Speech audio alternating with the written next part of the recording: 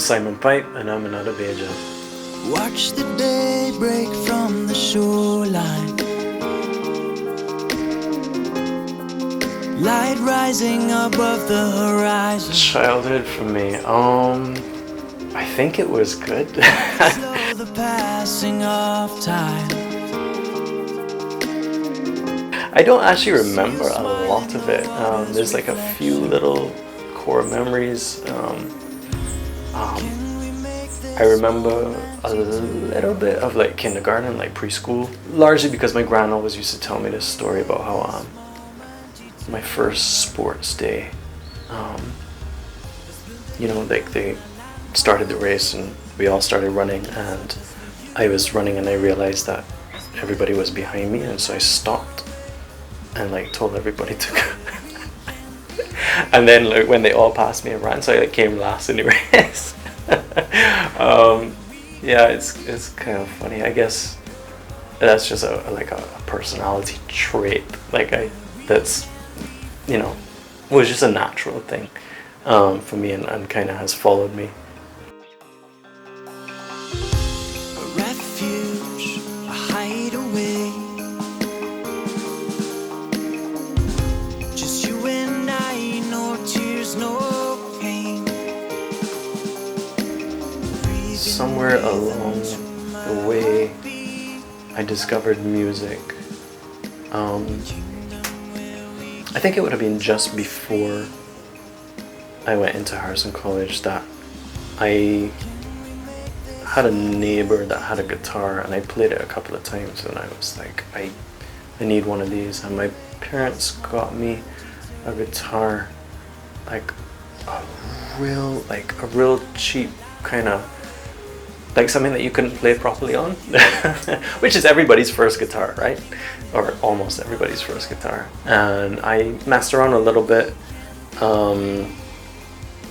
I was heavily involved in church at that point in time. I used to go to something called King's Kids, which was held at a missionary base here called Youth with a Mission. And I was a part of that, and I got involved in like the worship team. One of the people that helped run the King's Kids program, like she played guitar, and she showed me how to play like 3 or 4 chords, and then it just took off. I just kind of started to learn a lot of different stuff on my own. They didn't really have, there was no internet or anything like that at that point in time, or if there was, it was very new. I didn't have internet for sure. We didn't have a computer for a really, really long time.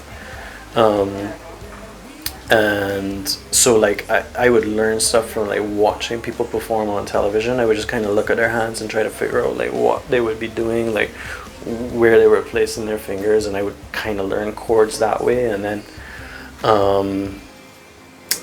then there was a magazine called Guitar World, which I couldn't afford to get it on a regular basis, but like maybe I would get like one issue every 4 months or so, and I would just obsess over these musicians and try to figure out like what they were doing and how they were playing.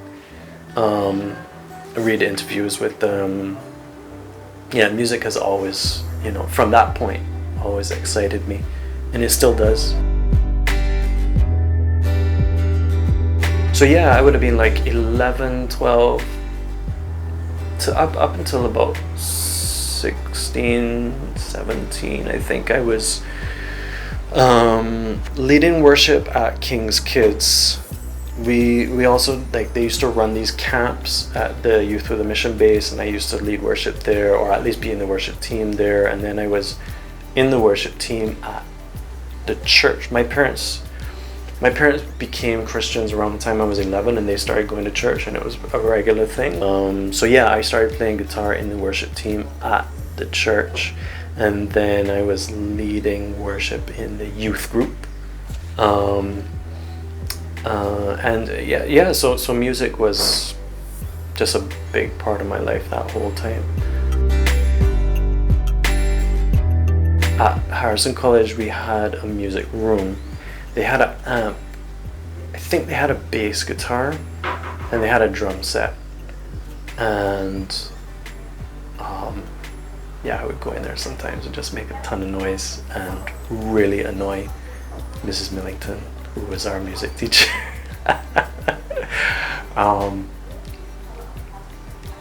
Mrs. Millington deserves a special mention.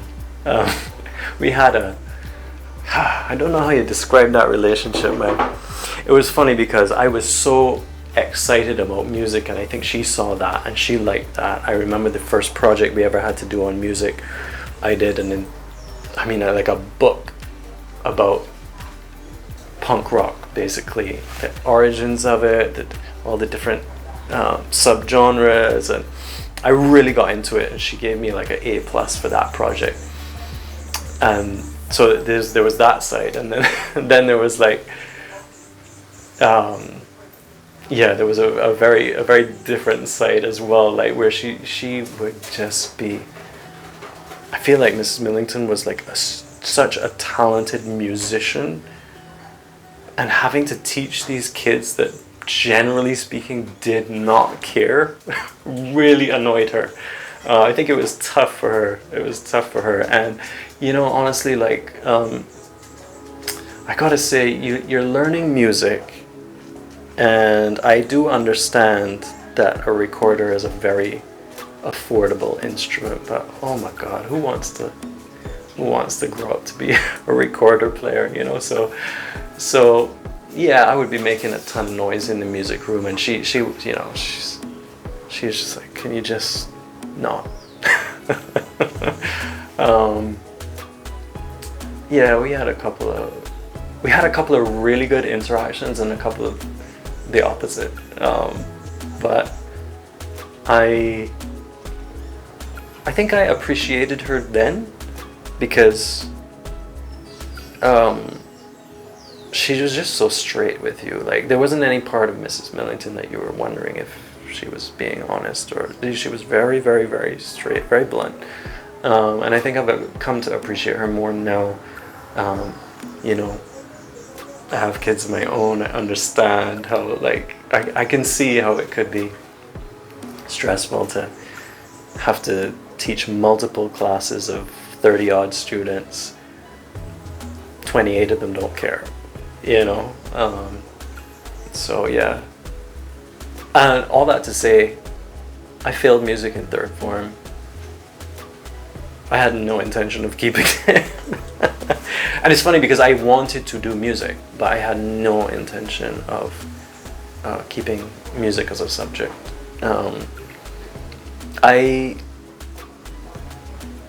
This is kind of a bad story, but I knew that I was failing music, and I had I didn't even bother to learn how to play you had to sight read a few pieces and play them. I didn't even bother to learn how to do that, and I showed up at the exam and played the one piece that I knew how to play with my nose, like blowing my nose rather than my mouth in. And yeah, that ended very quickly. Yeah, which looking back on it, what a brat. Like, why would you do that? But I thought it was funny at the time. Mrs. Millington did not.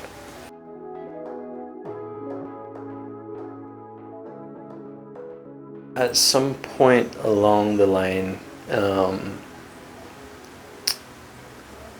alcohol and drugs became a part of my life. I suffered with depression for a long time, since I was pretty young, a kid, and a level of anxiety. I definitely struggled. Yeah, I think anxiety is the best way that I could put it for these purposes. And I wasn't a drinker or a smoker or anything when I was in Barbados, largely because I was so involved in church, and that just wasn't something that, you know, goes together with, you know, I was a worship leader. Even though there were times where I thought I would like to experience those things, I never did. Eventually I did. I think well, yeah, I definitely, like, I smoked weed like once or twice, but it wasn't a regular thing. And I remember when that happened, it was a big deal. Like, I had to take a break from leading worship, and like, yeah, it wasn't, it didn't go down well. But then when I went to the UK, I think my faith really fell apart while I was there. It took a while. I was really trying. Like, I didn't want my faith to fall apart. That's the truth. It wasn't like, oh, I'm in the UK, I'm gonna just do whatever I want. No, that wasn't the case. Like, I really was trying. I was going to a church. I then started going to a different church. I kept thinking, like, if I just change this one thing or that thing, you know, it's gonna work. Yeah, I was really making an effort to kind of hold on to my faith at the time. But I think that when my faith really started to fall apart, I didn't know, like, you know, I didn't have an anchor anymore. I didn't have anything to hold on to anymore. And the guilt and the shame and the depression and the anxiety that had always been there, now I didn't have anything. I can't say that religion helped those things, but I think I felt like at least I have something to pray to, and maybe that thing will just forgive me for how I feel and the things that and so when that kind of disappeared,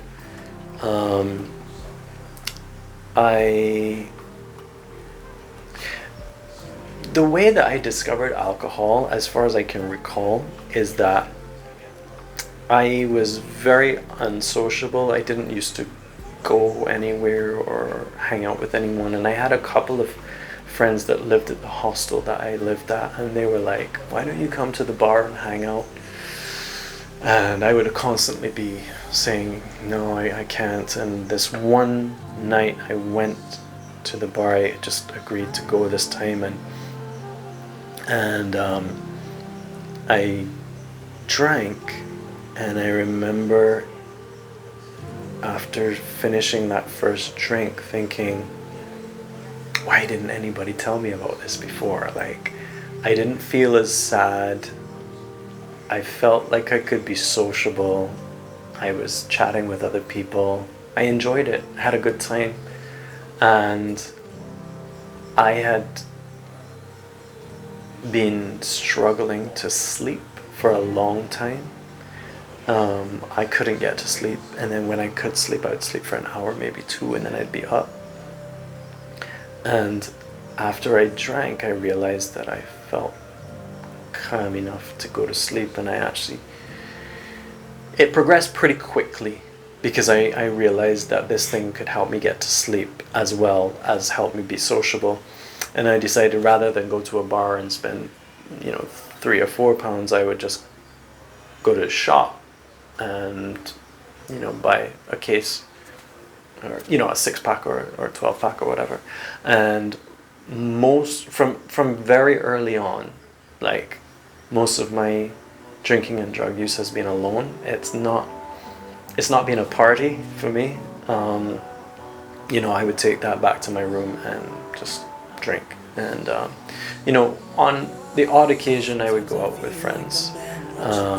You know, and I tried different drugs when I was in the UK. Yeah, ecstasy was a big thing over there, so I went out clubbing twice, which isn't a lot for the amount of time that I was there, but I remember taking ecstasy those times. And I remember thinking, that was fantastic, you know. I did enjoy it, but not enough to want to be around people like again. So I didn't keep doing it. And plus, you know, nobody was gonna arrest me for buying alcohol, and I was terrified. Like, yeah, I remember like one time with some people that I worked with when I was working at the warehouse.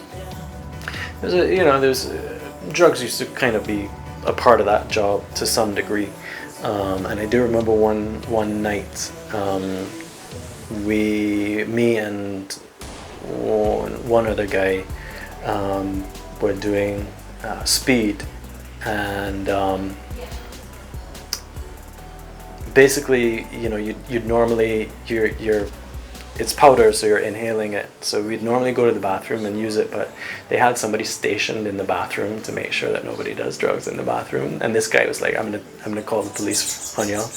So like we went out, we were doing it in like an alley, and these police walked by, and I just thought, oh my god, you know, like I can't get arrested in London. I just want this to end. Somebody get me out of here. Somebody get me out. Somebody get me out of here. Somebody get me and then I had a really bad experience after that, because I didn't realize that these things, you know, drugs, there's a come down. It's not all high. So I do remember going back to the house share that I was in at that point in time, and I believe it was 2 to 3 days that I was up, because I couldn't get to sleep. And I do remember thinking, oh my god, you know, what if I die? Like, you know, I wasn't so worried about me, but I was thinking like somebody's gonna have to call my mom and tell her that I'm dead in London. So I did kind of, you know, I did these one-off illegal drug use, but it wasn't a regular part of my life. Drinking was the main thing, because I knew there's no I'm not going to get arrested for it, and it, you know, I can just do it alone in my room. And so that's how my drinking started. It was just like I felt calmer, I felt less depressed, and I was able to sleep. And it worked for quite a while. When I came back to Barbados, I was playing. I got recruited pretty much straight away to play with a reggae band, and we were doing a couple of gigs a week. And this was the same band that I backed most of the artists with for Reggae on the Hill, and there was weed around, and so I had smoked weed off and on here and there, but then I started to smoke weed on a more regular basis, and what I discovered with the weed was the same thing. Like, the anxiety lessened a lot. I felt much calmer, and it helped me to get to sleep quicker. I noticed that if I drank and I smoked weed, I could get to sleep quite quickly. And at that point in time, you know, I was, now that I look back on it, you know, I was really overworking myself. I didn't think of it at the time, because I was relatively young, you know, in my early 20s, but you know, I was gigging several nights a week, and then I was also working a desk job. So I would often get home between 3:30 and 4 in the morning, and I had a new child, so often, you know, he would be up, and I kind of help look after him, you know, for a few hours, and then I had to get to work for 7. So there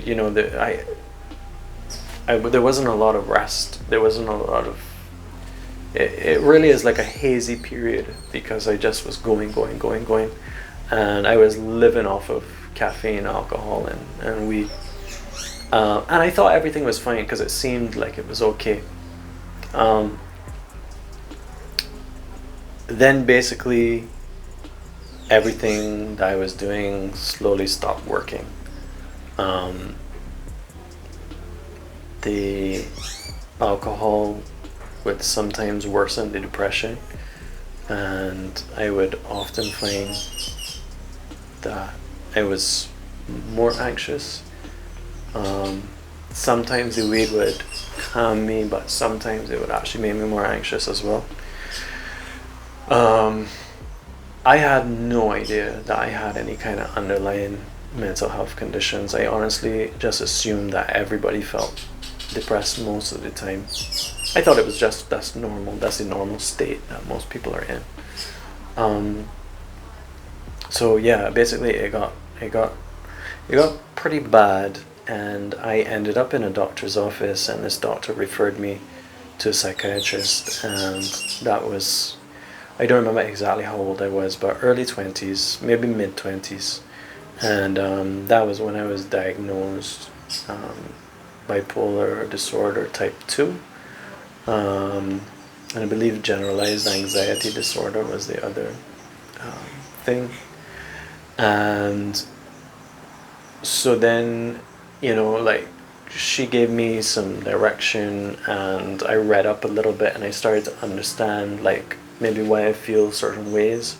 And I started to realize that I was medicating myself the whole time, that I actually,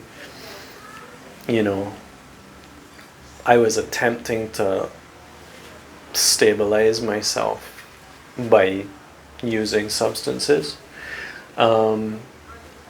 It still took me a while before I was able to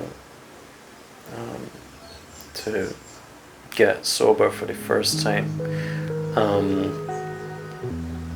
I continued to drink and smoke weed and so on. I was given medication. I took the medication. I really hated it, and I tried to stick it out. I don't remember how long I took it for, but eventually I stopped taking it, and decided that I was going to be able to just handle things myself by using alcohol and weed. And so I did that for a little while longer. It got bad again. I got to a place where I was suicidal, and I went to see a different doctor, and I told him, it's the first time I was ever honest with anybody about how much I actually was drinking and smoking and using. I never used to tell doctors the truth about that stuff. I would tell them, yeah, I have a couple of drinks, but really I was drinking a whole bottle of rum every day, and that was not the only thing,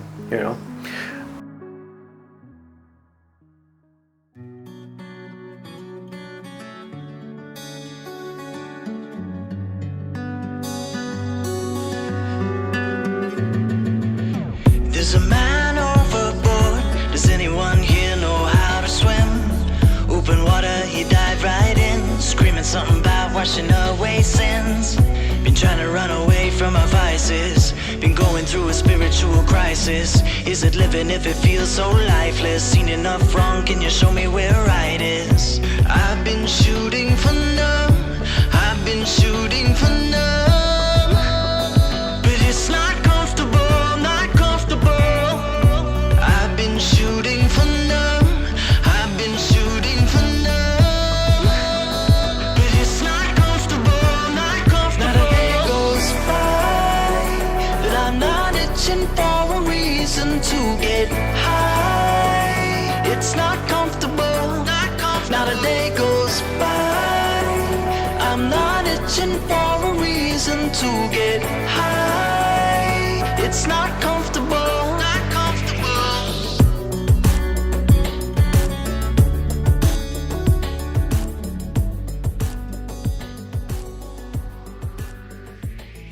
I started to get help, and it started to work.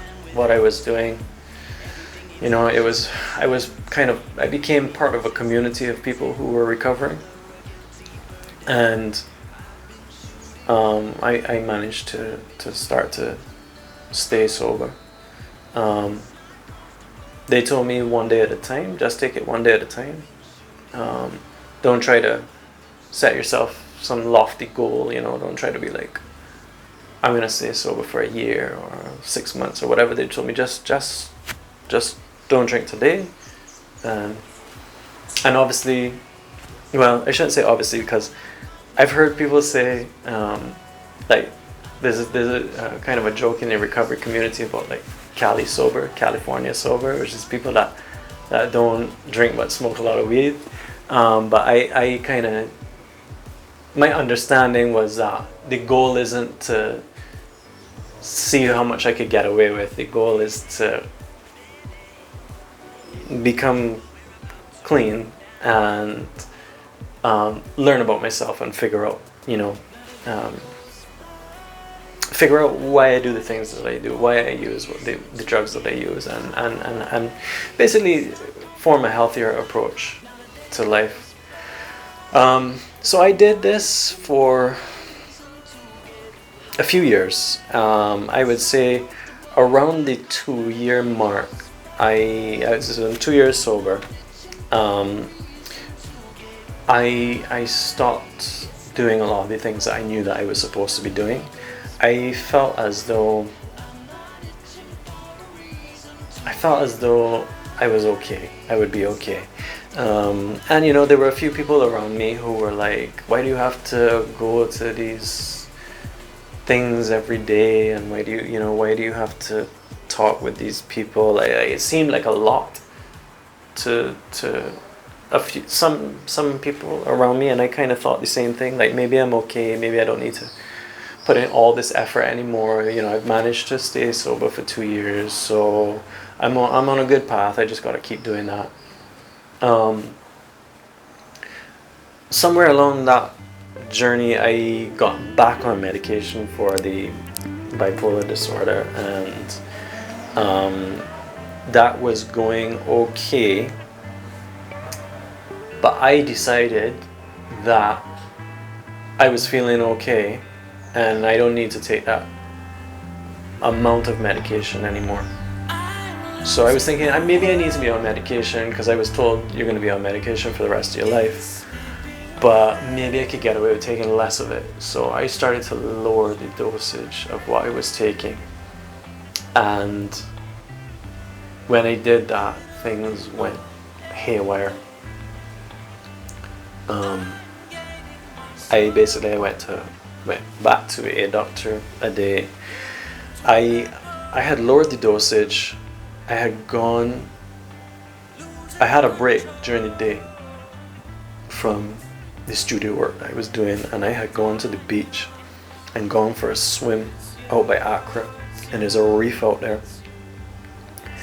And as I was swimming out there, I started to see things like beams of light just moving around the reef, and turtles.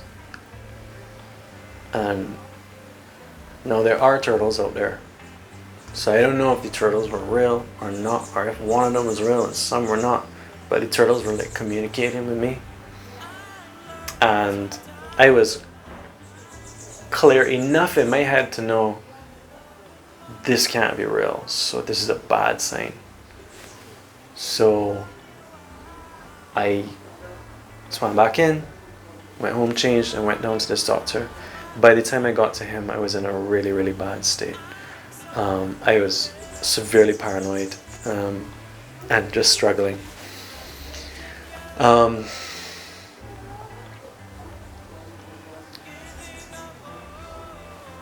I was put on some medication really just to help me get through that period. But unfortunately, that medication was addictive, and I didn't realize it. And I became dependent on it, and I started to... Initially, I was using it the way it was prescribed. Then I started saying I need more of it, and I got prescription. Basically, I got a prescription for, I believe, pretty much the highest amount that you could be taking of it. And that eventually wasn't enough, and I started to abuse the medication. When I realized what was happening, I had some other health problems, and long story short, another doctor told me you need to get off of that stuff, and so I did. I asked to not be prescribed it anymore, and I tapered off of it because that medication, actually you can't stop it cold turkey. There's a lot of dangers. You can have seizures, and you can have respiratory failure. You could die, basically. So I had to taper off of it, and I thought that I was okay. But I was no longer doing the things that I knew would be helpful in my recovery, and now this crutch that I had was completely removed, and I couldn't handle it. I couldn't handle the anxiety, in particular. Panic attacks were a constant thing for me, and so I started smoking weed. And I thought to myself, well, my justification was, look, weed is a plant, it's not a drug. There's nothing dangerous about it. I'll be fine. Taste of freezing rain and failure. So I was using weed for a little bit, and then the same thing happened with the weed, where rather than it calming me down, it would make me more paranoid. So I started to source. Basically, I figured out that where I was buying weed from, I could actually buy the same medication on the street. So I started buying the medication.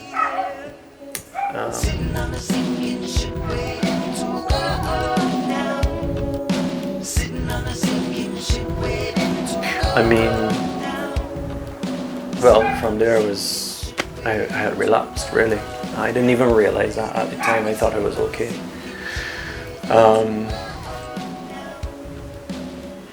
Multiple different things happened in between there. I was functioning largely for a long time like this. I was running the studio, dropping the kids to school, picking them up, taking care of them, I was a functional alcoholic previously. When I stopped drinking, a lot of people didn't know that I had a problem with alcohol, because I was very functional. It's more what was going on inside my head that was the problem. And then when I started with the smoking weed and taking a little bit of these pills, I was functional for a long time doing that. And I don't think anybody saw it as an issue at that point in time. I was still, doing all of my work, and in fact, I during this time I did some production for Tanya Stevens in Jamaica, and I went to work with her briefly. And I had been working with an artist called Conqueror, another Jamaican artist. He was flying all over the world performing, and we had done an album together called In a Reggae Style, and it was doing fairly well. And then he told me he had this little idea that he wanted to bounce off of me. So he sent me this little voice note, and I was like, yeah, I like this, man, it's pretty cool. So I created a track, and we started to write and create, and back and forth. He would send me some stuff, and I would adjust the track and so on. And this song ended up being a song called Banana. And I don't know the fullness of the story, but I believe he would have played it for somebody that managed Shaggy, and when they heard it, they were like, oh, we gotta get Shaggy on this. And And so, well, that's what happened. The label that he played it for, Shaggy liked the song. Shaggy did a verse on his song, and we released it. And then I ended up going to LA to do like a couple of performances with them. We did Access Hollywood and a couple of radio stations. And I kind of felt like my life was moving in a good direction, so like I'm okay. As soon as I came back from LA, somebody asked me to come and do some work with them in Jamaica. And while I was there, I started drinking, and things moved downhill from there really, really quickly. When I got back to Barbados, I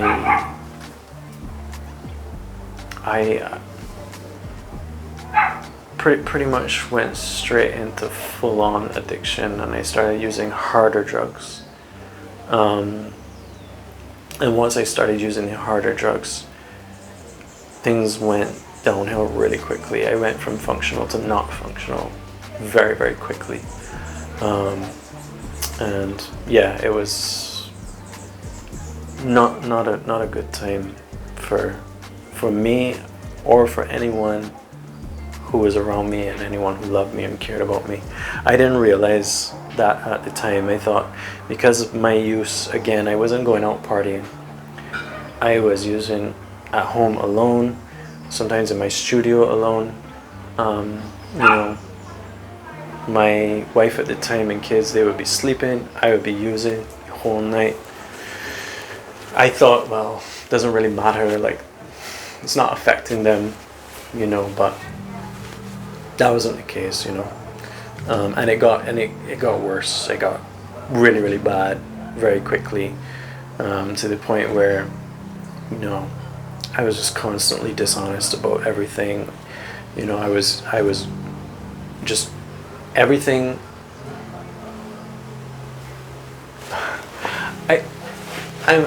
I'm kind of nerdy. So the best way I have found to explain it is, bear with me here, stick with me, right? There's these mushrooms called cordyceps, and they release spores into the air, and the spores get blown by the air and they land on different creatures. And when they land on ants and the ants breathe in the spores, the mushroom basically takes control of the ant, and the ant loses its ability to do the things that it would do for its own best interest. So the ant actually stops doing things that it needs to do. It will stop eating. And the way that it works is the mushroom causes the ant to do things that would be beneficial to the mushroom, and then the ant dies. And when the ant dies, a new mushroom grows out of the dead body of the ant. That's kind of the closest thing I could think to the way that it was for me in active addiction. It was like I just did what the disease of addiction wanted me to do. I didn't want to be, nobody wants to be, huddled up in a room by themselves using drugs all night, but there were a few things going on, and I was not in a good place, and when I was using, I couldn't seem to make any good decisions ever. I would wake up and be like, oh man, that was a really bad day yesterday. I can't do that again. I'm gonna take a break. I'm gonna stop with this, and every day I would find myself back and doing the same thing again, and it frustrated me terribly. And there was a good period of time where nobody knew that this was going on, but when it became obvious, I stopped being able to do certain things. I wasn't waking up in time to take kids to school. You know, I wasn't functioning the way that I should have been.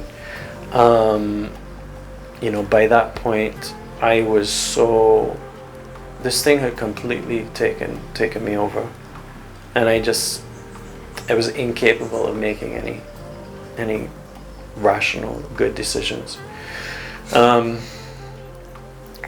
I overdosed a few times. I don't remember how many times, but my sister found me once, and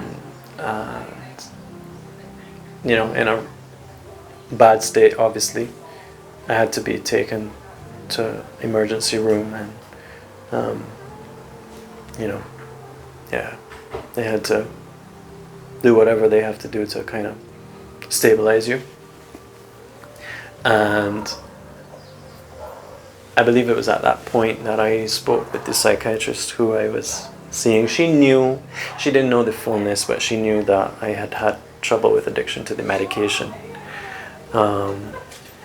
which I was no longer prescribed. So she knew I was, you know, buying it on the street. And basically she told me, you've done this. This is very, very dangerous. You will die if you do this anymore. So if this ever happens again, I'm going to strongly suggest that you go into a rehab. So, you know, I've just overdosed and I'm in a really bad place, and I'm sitting there and I'm talking to her and I'm like, yeah, okay, if it happens again, sure, I'll go into rehab. I'm thinking to myself, this is never going to happen again. Like, I'm not going to do this again. Within a week, the same thing had happened again. And I ended up back in her office, and basically ended up having a meeting with her and my family and deciding, you know, all right, I'm going to go into rehab. So I did a short stint at Black Rock at the psychiatric hospital, and then went into rehab.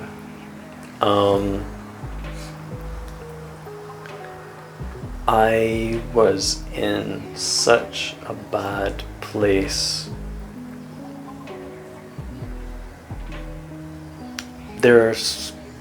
The story is nuanced, and there are a lot of different things that I didn't realize kind of fed into the reasons that I was using. The mental health issues being one of them for sure, but there were other issues that were ongoing that fed into my using, and it was very difficult because the rehab, they kind of tried to enlighten me about those things, and I just couldn't understand it, couldn't deal with it. And so at the rehab here, there's primary, which is a 90-day program. After that, you can leave. Then there is something called second stage, which is for another 6 months. That's optional. So I went into the rehab, and bear in mind I have 2 children on the outside. I went into rehab February of 2020, and March was COVID. And so unfortunately, normally you would be allowed visitation. There was no visitation. I couldn't see my children. I couldn't see my family. That was very, very, very difficult for me. In primary, you're allowed 1 10-minute phone call per week. That was very, very difficult for me. It was the only time I had to communicate with my family. I understand that there are reasons for these things, and this is not, I am in no way saying anything bad about the rehab. There are reasons for all of the regulations, although some of them I would like to, I have to ask about. But yeah, I actually work with the rehab now, so I don't have any kind of issue with them at all. But I'm saying all this to say my recovery process has not been linear. I did my 90 days like if it was a prison sentence. I was like, just want to get out of here so I could be back with my children. I did it. I left within, I think it was within a week or two. I had relapsed and I ended up back at the rehab again. I did second stage. I left. I relapsed. While I was in second stage, it became clear that my mental health issues were a major issue, and they were a big part of the reason that I was using drugs. And I became suicidal while I was in the rehab, so I actually got sent to the psychiatric ward in the hospital while I was in the rehab. I don't remember how many weeks I was there. I was there for a few weeks and came back to the rehab, finished rehab, left, relapsed. This continued on for a long time. I was on some medication that I really didn't like. It was a difficult time. What's the best way to put this? There were some relationships that I had been struggling with for a very long time, and they were already under strain from before I was using. Now that I was using, they were under even more strain, and they, some of those relationships started to fall apart. I think if I could say anything about that, is like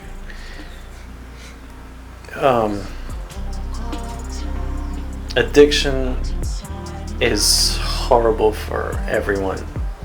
The addict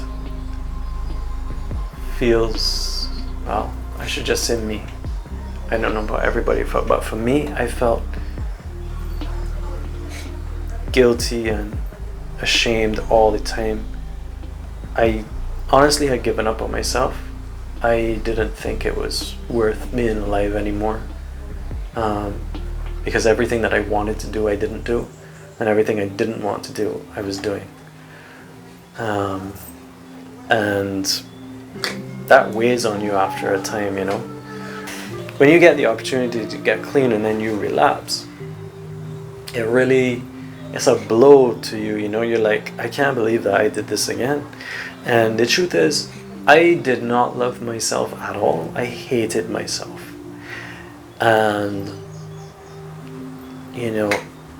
not all of my relationships survived addiction, and I am not angry or upset with anyone about that, because I didn't love myself.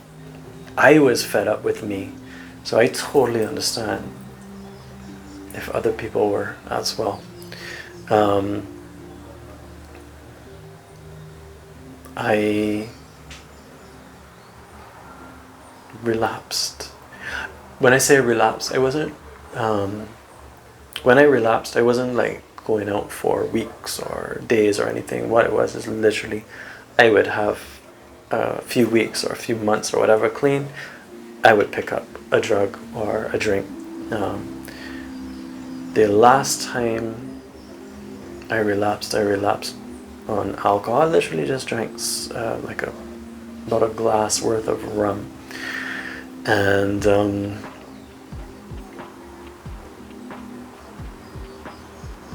by that point I didn't even enjoy using drugs anymore. They weren't actually doing anything good for me ever. Not that they were doing good things for me before, but I would say the truth is about my using is that I never was using to feel good. I was using to not feel. So it was never a party for me, as I said. I was never going out. I was at home, but there were things that were going on in my life that I did not want to feel, and I didn't know how to deal with. And I discovered that if I used drugs, that I would not feel any of those emotions, and I thought that was great. I thought that was very helpful. I relapsed for the last time on alcohol, and from there my mental health got significantly worse. The depression completely overtook me, and I can't even say anxiety anymore. It was full-on paranoia. I couldn't come out of my room. I couldn't see anybody. I couldn't look anybody in the eye. I was just terrified of life, and I made contact with a psychiatrist that I was seeing, and I ended up being readmitted to the psychiatric ward on the hospital again. I was suicidal and I was paranoid. That in a way was a victory for me to choose to reach out to the psychiatrist and get admitted to the hospital.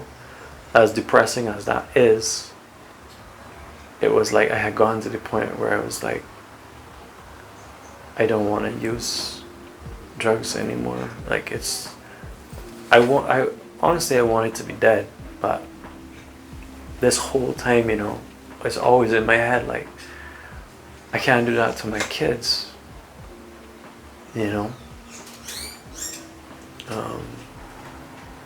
I can't do that to them. They need me, but obviously they need the best version of me. They don't need me high out of my mind all the time, So I decided, I'm gonna have to just try. Give this a shot, and I went into the hospital. The medication that I had been on since I had left rehab had caused me to gain a lot of weight. I gained about 70 pounds. So I was, depressed and paranoid, and on top of that, had just a terrible body image. I felt horrible all the time. Went into the hospital. I explained what was going on, and I said, I really don't think this medication is helping me. And the doctors in there and the nurses in there were very, very helpful. I will say, mental health in Barbados, we have a ways to go. Psychiatric hospital is very, very difficult. Psychiatric ward in the hospital is not, they're not pleasant places to have to be. But I will say that the team that worked with me and the other patients in the hospital are doing their best. They gave us everything that they could give, and I have to say thanks to them for that. They switched me over to some different medication. It started to work. Started to work to some degree. I realized, like, in my mental health and my addiction, I have to kind of take control and put in the effort myself. So, why I say is it started to work pretty quickly is even simple things like I went from being 227 pounds. I lost 20 pounds before I even left the hospital. Since I left the hospital, I then basically forced myself into a routine where I go to the gym every day. There are some things that are specific to recovery that I do every single day. Some of those things I can't really talk about, but there are several things that I do every day that are specifically related to my recovery. Those things have helped me tremendously. Through forcing myself into this routine that I have now and making sure that I do every single thing that I'm supposed to do every day. I've managed to stay clean for a little while. been just over 18 months that I've been clean, almost 19 months now. And I would not say that things have gotten like easy. Some days it's not easy at all, and I mean it's actually a lot. Like you have to kind of be vigilant all the time, and you're constantly doing all of these things that you have to do in order to stay clean. But my life is slowly getting better. There are days where I'm like, what have I done with my life? You know, I can't believe that I'm here. You know, I lost things. I lost some stuff that, you know, it was tough to lose.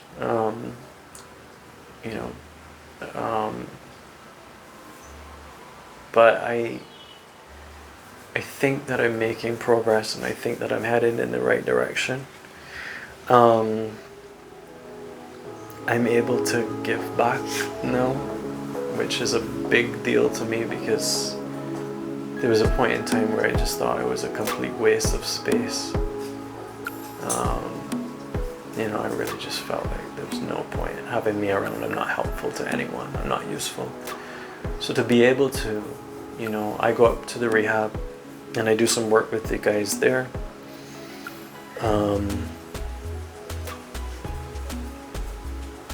That has been really, really good. I've really appreciated it.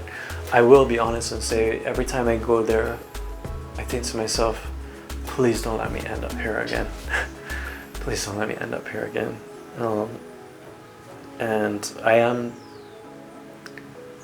super vigilant and terrified of relapsing. Like, I really do not want to ever be in that place again and feel like how I felt at that time. I would say one of the biggest things that has come out of this is I had no concept of self-love before rehab. I think I always thought that any of those things related to self-love were selfish and not good things. Like you should be giving up yourself. You should always be pouring into other people, but taking time to do that for yourself is like a selfish thing. And I had to learn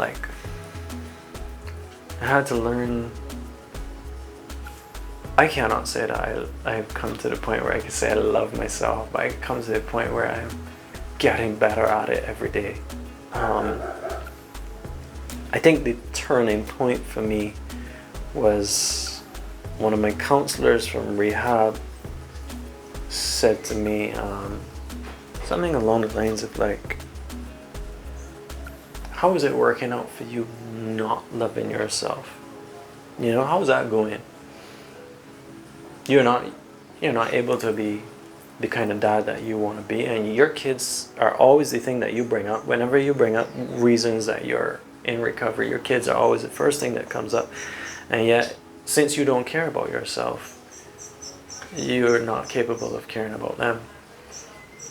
And he was like, if you want to be able to love them properly, you're gonna have to learn to love yourself. And so that was kind of a turning point where I was like, oh, right, so I have to actually do this thing for myself. And that's been tough, man. That's been real hard. Like, I still feel selfish sometimes when I'm like, oh, I'm doing this thing because it's a thing that like is for me.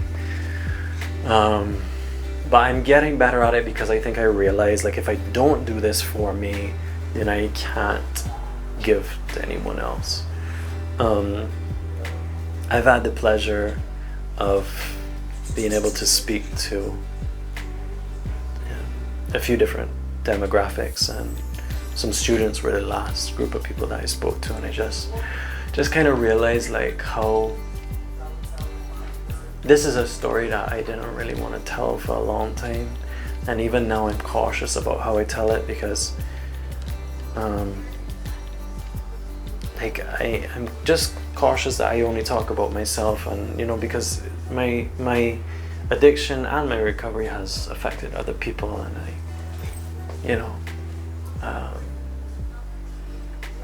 I don't want to try and tell anybody else's story, and I certainly don't want to ever shed any kind of like bad light on anyone. I have no, that's not something that's ever going to be a part of the way that I want to tell this story.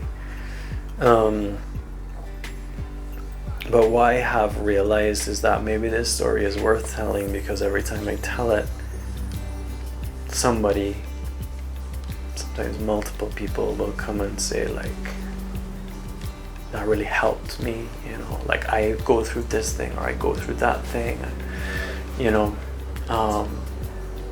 self-harm was something that was a big part of my life for a long time. I still dealing with that, and finding ways to deal with that, finding outlets to deal with that. And I didn't realize how many people struggle with self-harm,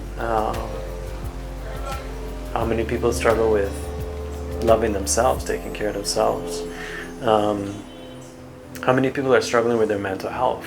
There are a lot of people struggling with their mental health, and because it's still quite a taboo topic here, a lot of people don't reach out, and then sometimes people do reach out and they don't get the help that they need, or they don't get the help that they think that they would.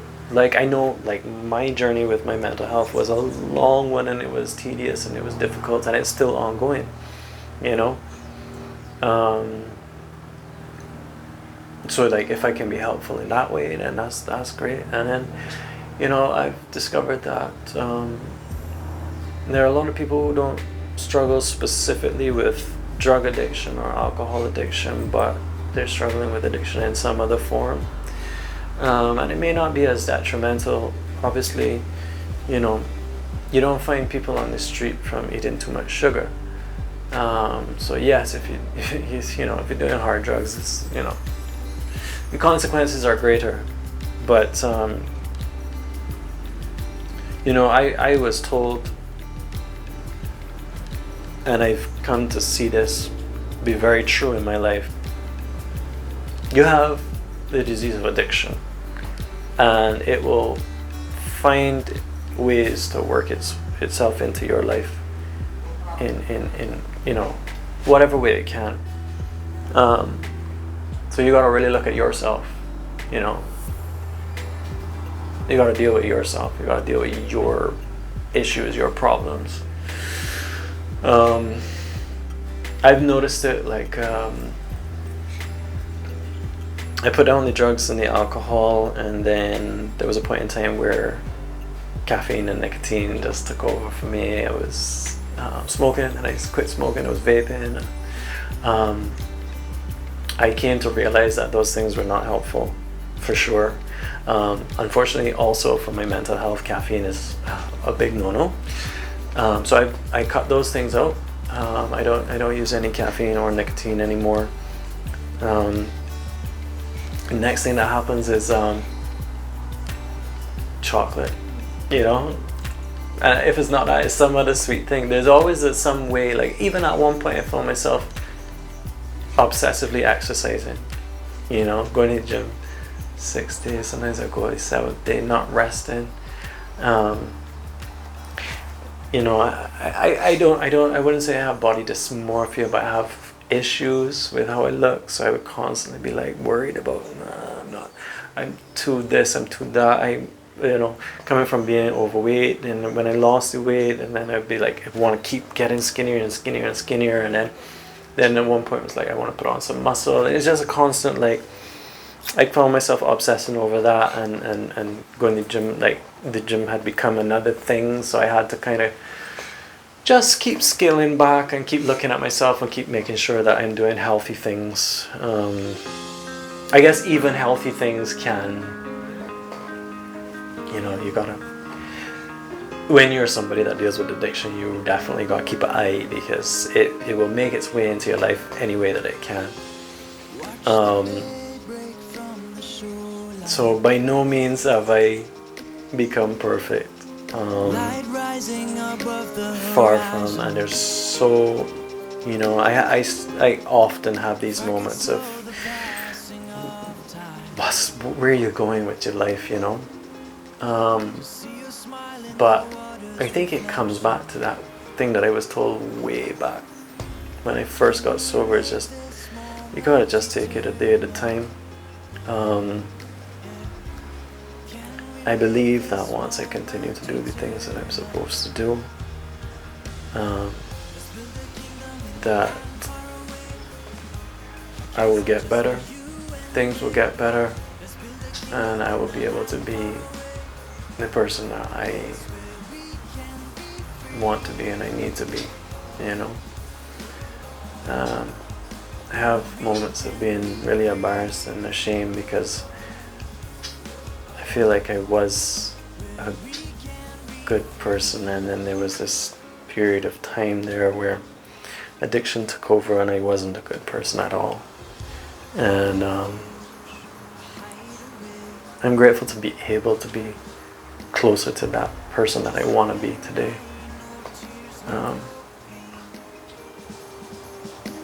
Yeah. Rhythm to my heartbeat. A kingdom where we can just be. Can we make this moment eternal?